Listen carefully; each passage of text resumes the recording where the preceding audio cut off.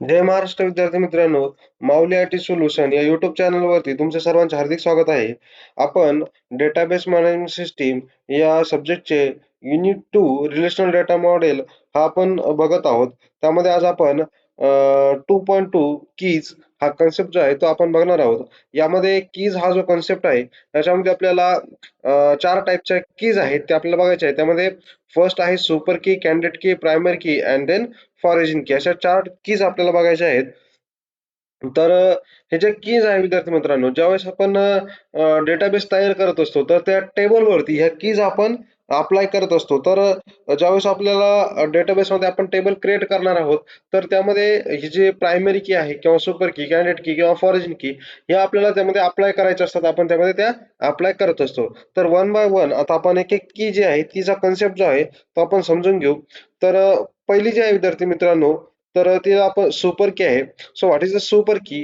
A super key is a combination of columns that uniquely identifies a row in a table. So he definition काय सांगते विद्यार्थी मित्रांनो, की टेबलमध्ये वेगवेगळे कॉलम्स असतात.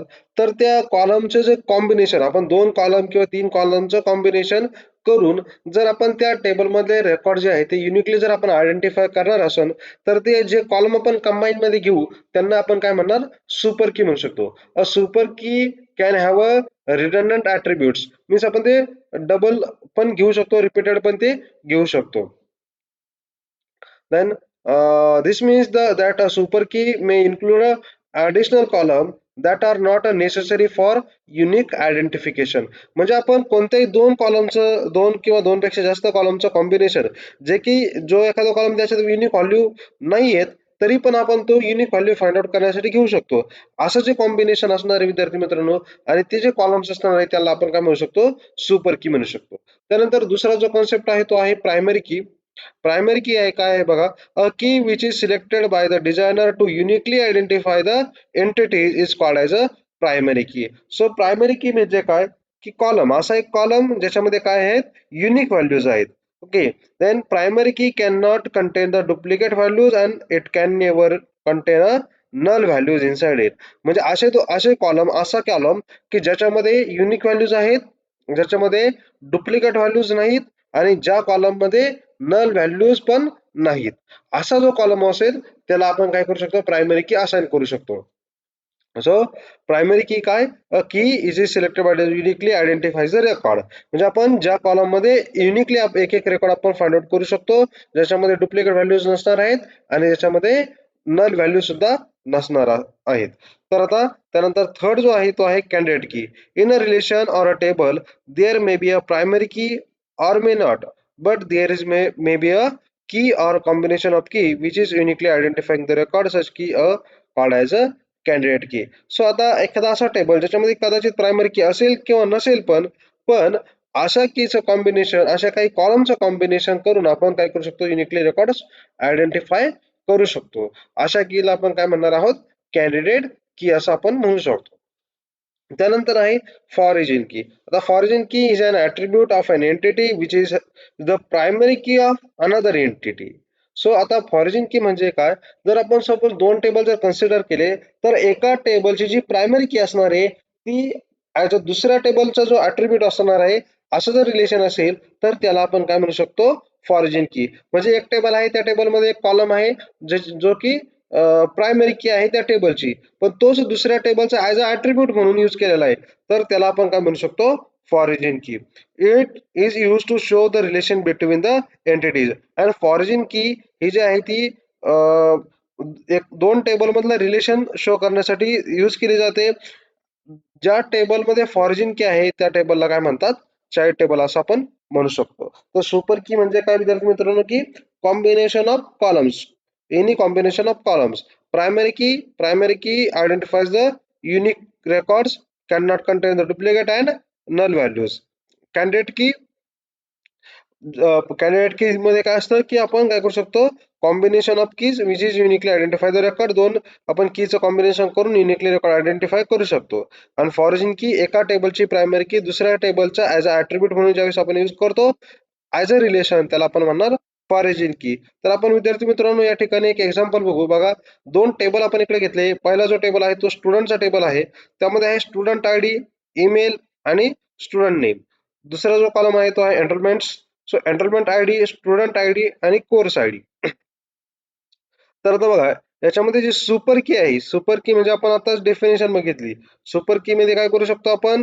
Any combination of columns that uniquely identifies the row in a table. We can also take the redundant, can have a redundant attributes. So इकडं बघा, सुपर कीज काय असतील स्टुडंट टेबल साठी? तर स्टुडंट आयडी असू शकतो, email असू शकतो किंवा स्टुडंट नेम असू शकतो, बरोबर ना? त्यानंतर आहे स्टुडंट आयडी आणि ईमेल दोन्हीचं कॉम्बिनेशन आपण करू शकतो. त्यानंतर स्टुडंट आयडी आणि स्टुडंट नेम, त्यानंतर ईमेल आणि स्टुडंट नेम असं पण आपण घेऊ शकतो. त्यानंतर स्टुडंट आयडी, ईमेल आणि स्टुडंट नेम हे तिन्ही पण आपण एकत्र घेऊ शकतो. सो स्टुडंट आयडी पण आपण युनिकली आयडेंटिफाय करू शकतो, ईमेलनी करू शकतो आणि स्टुडंट आयडी आणि ईमेल हे दोन एकत्र करून पण करू शकतो.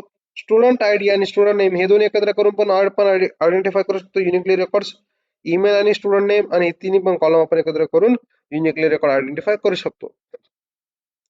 ते जर आपण एनरोलमेंट टेबल मध्ये बघितलं तर याच्यामध्ये आहेत roll, enrolment number, student ID आणि कोर्स आयडी करू शकतो.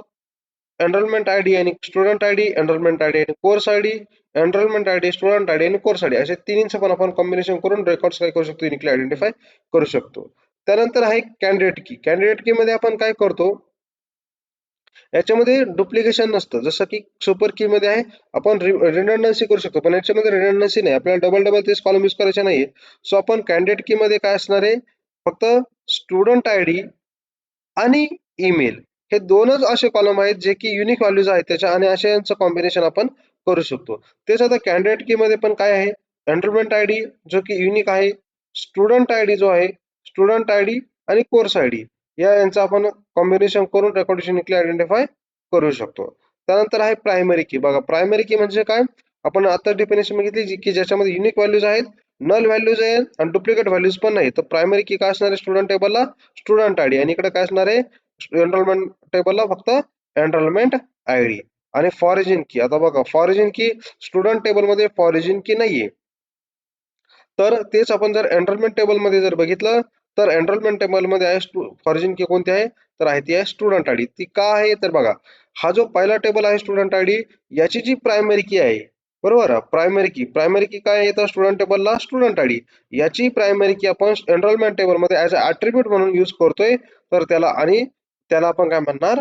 फॉरेजिन की. So the फॉरेजिन key is a student ID. अशा प्रकारे विद्यार्थी मित्रांनो आपल्या जे सिलेबस मध्ये ह्याच्या कीज होत्या, सुपर की, कॅन्डिडेट की, प्रायमरी की आणि फॉरेजिन की. आज आपण या ठिकाणी बघितलेले आहेत. तुम्हाला जर याच्यामध्ये काही डाऊट्स असेल तर तुम्ही या व्हिडिओच्या डिस्क्रिप्शन मध्ये व्हॉट्सअप नंबर आहे, ईमेल आहे, व्हॉट्सअप चॅनलची, व्हॉट्सअप ग्रुपची लिंक आहे, त्यामध्ये जाऊन तुमची क्वेरी तुम्ही मला विचारू शकता. तसंच याच्या डिस्क्रिप्शन मध्ये सर्व माहिती दिलेली आहे चॅनल बद्दलची, तर तुम्ही ती बघू शकता. हा व्हिडिओ जास्तीत जास्त मित्रांपर्यंत शेअर करा, व्हिडिओला लाईक करा, सबस्क्राईब करा आणि व्हिडिओला कमेंट पण देखील करा की तुम्हाला माझं टीचिंग कसं वाटतंय, तुम्हाला समजतंय की नाही समजतंय. कमेंटच्या माध्यमातून सांगा विद्यार्थी मित्रांनो. धन्यवाद. जय महाराष्ट्र.